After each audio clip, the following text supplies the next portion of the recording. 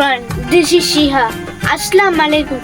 A'udhu billahi minash shaitanir rajim.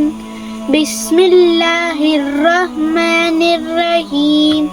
Suratul Fatiha. Alhamdulillahi rabbil alamin. Ar-Rahmanir Rahim. Maliki yawmiddin. إياك نعبد وإياك نستعين اهدنا الصراط المستقيم صراط الذين أنعمت عليهم غير المغضوب عليهم ولا الضالين ஆமீன். சூரா ஃபாத்திஹாவின் பொருள். எல்லா புகழும் அல்லாஹ்வுக்கே.